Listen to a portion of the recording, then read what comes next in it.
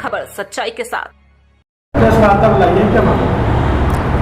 आज ये प्रेस वार्ता मैंने बुलाई है। कल नवाबगंज क्षेत्र में जिला बरेली में एक ऐसी घटना घटी है यहाँ पर जिसको लेकर ये समझिए कि पूरी मानवता को शर्मसार करने वाली एक घटना घटी है।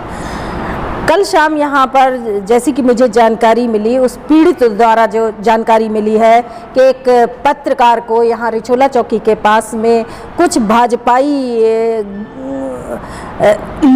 भाजपाइयों ने उसको बुरी तरह से मारा है।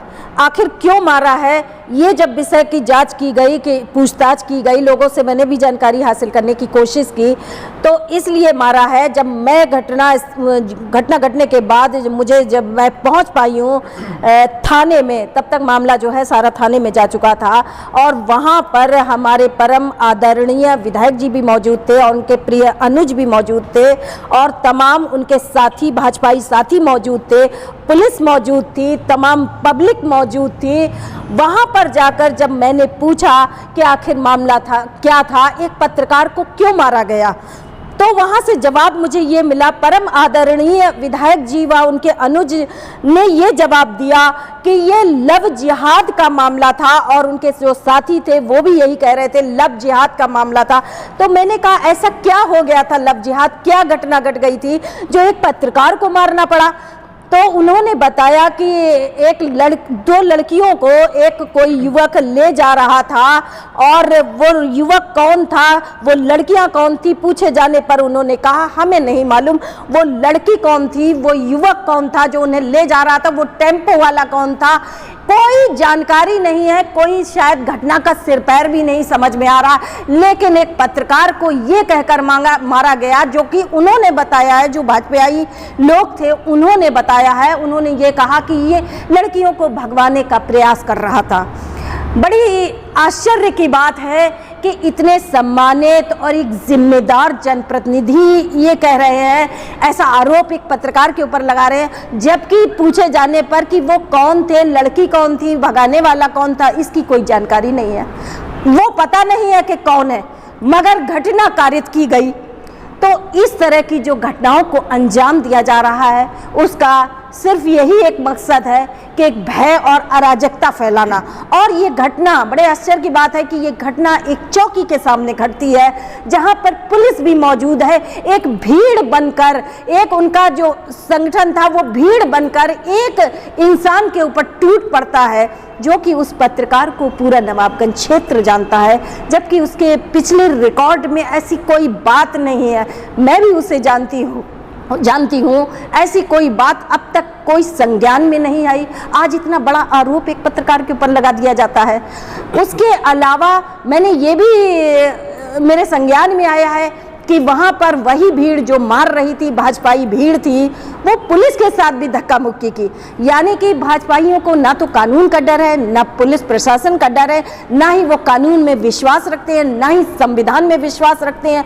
यानी कि हर चीज का समाधान वो अपने हाथों से करना चाहते हैं, अपनी ताकत से करना चाहते हैं, अपनी सत्ता से करना चाहते हैं।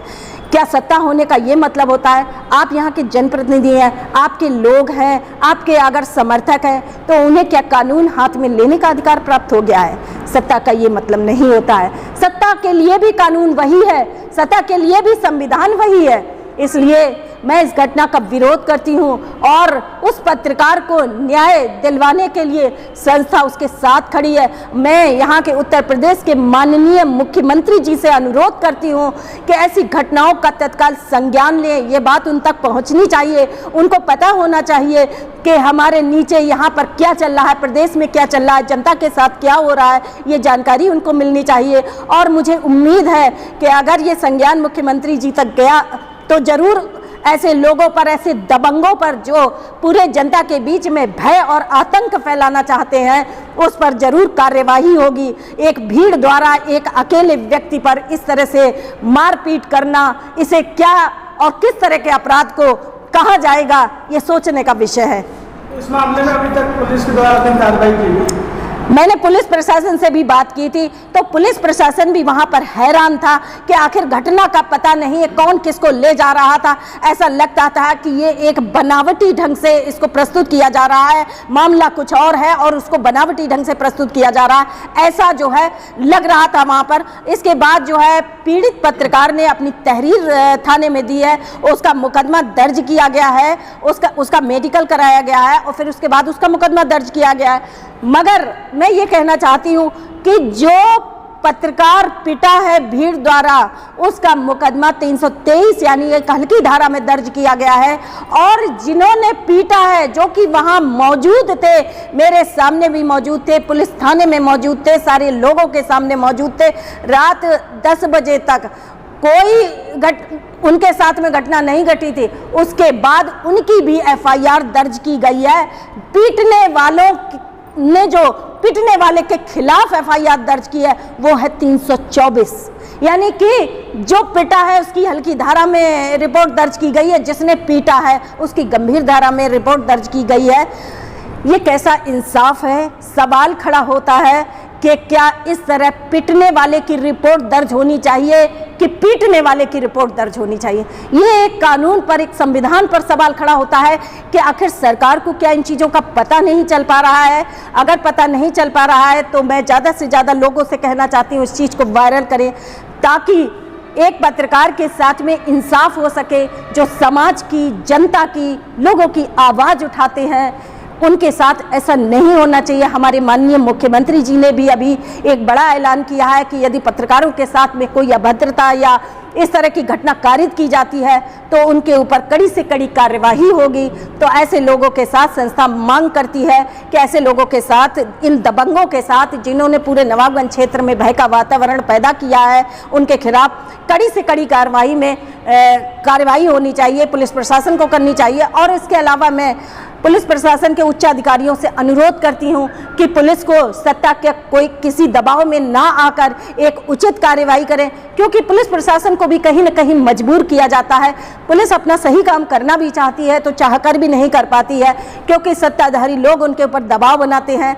तो पुलिस प्रशासन बिना किसी दबाव के एक उचित कार्यवाही करते हुए पत्रकार को एक न्याय दिया जाए और ऐसे दबंगों के खिलाफ कड़ी से कड़ी कार्यवाही की जाए, ये संस्था की मांग है। पत्रकार को लेकर जो है विधायक जी ने कोई एक्शन लिया है?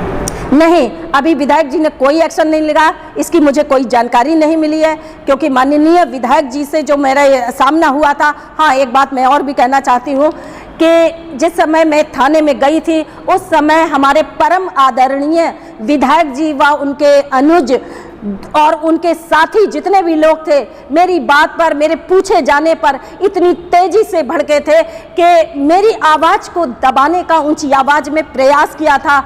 मैं सम्मान करती हूं अपने विधायक जी का, लेकिन अगर आप जनता की आवाज़ को दबाने की कोशिश करेंगे तो आप जनता की आवाज़ को दबा नहीं सकते हैं, संस्था की आवाज़ को दबा नहीं सकते हैं।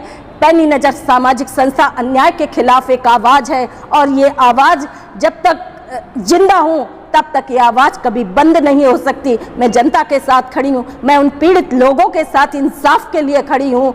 किसी संप्रदाय विशेष को, किसी धर्म को टारगेट बनाकर इस तरह की घटनाओं को अंजाम देना इंसानियत को शर्मसार करना है और इस पर हमें सोचना होगा। ये चंद लोग इस तरह की घटनाएं करते हैं और पूरी बिरादरी को, पूरे समाज को शर्मसार होना पड़ता है। इसलिए मेरे हिंदू भाइयों से, मेरा मुस्लिम भाइयों से अनुरोध है कि आप सहयोग कीजिए, संस्था को सहयोग कीजिए, एक अच्छी विचारधारा को आगे बढ़ाने में सहयोग कीजिए और इंसाफ की हम सब मिलकर मांग करेंगे। हमें एक खुशहाल नवाबगंज चाहिए, ना कि एक इस तरह का भय और आतंक युक्त नवाबगंज चाहिए। आज तक इतने, अगर इस पत्रकार के साथ में इंसाफ नहीं होता है, उन दबंगों को के ऊपर सही कार्यवाही नहीं होती है, तो उस पत्रकार को इंसाफ दिलाने के लिए संस्था उच्चाधिकारियों से भी मिलेगी। जहां तक जाना पड़ेगा वहां तक संस्था जाएगी। इन समस्याओं से निपटने के लिए आपके पास कोई हल है? इस तरह की घटनाओं को रोकने के लिए?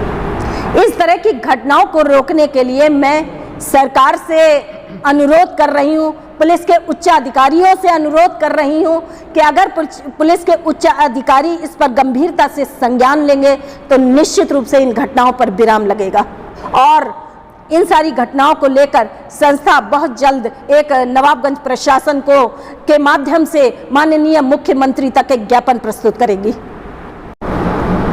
नामित जानना चाहेंगे, जिस तरह से कवरेज करने गए पत्रकार पे जो है भाजपा कार्यकर्ताओं द्वारा हमला किया गया है, क्या? देखिए, सबसे पहले ये कहना चाहूंगा कि आज कुछ लोग, विरोधी लोग, जो डॉक्टर साहब को पहले चाहने वाले थे, अब कुछ विरोधी लोग उनसे जुड़ गए जो उनको बदनाम की कोशिश करने के लिए इस तरीका के लोगों को हमला कर रहे हैं, जो हमला बहुत ही निंदनीय है। हमने कई लोगों से जानकारी करी, रिछोला में कई लोगों से पूछा, रियाज पत्रकार का इस मामले से कोई संबंध नहीं है।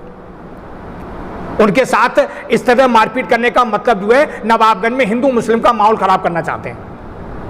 क्या कहेंगे, जिस तरह से पत्रकारों पे हमले हो रहे, जब पत्रकार ही सुरक्षित नहीं हुए तो आम जनता का क्या हाल है? देखिए, सबसे बड़ी बात है, जब ये लोग कानून में कमजोर पड़ जाते हैं, जब उनके पास कोई कानूनी अधिकार नहीं होते हैं, तो केवल लड़ाई दंगा करने के अलावा कुछ नहीं होता है। जिनके खिलाफ रियाज पत्रकार ने FIR कराई है, उसमें ही एक ऐसे व्यक्ति, उनका काम ही यही है जहां था दंगा करना।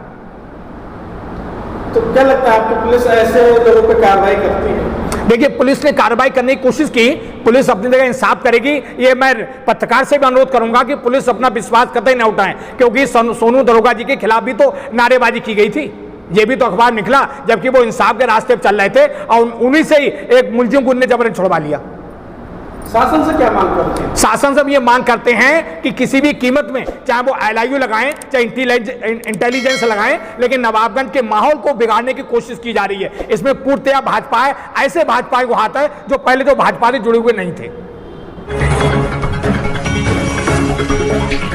A1 न्यूज़ इंडिया, हर खबर सच्चाई के साथ।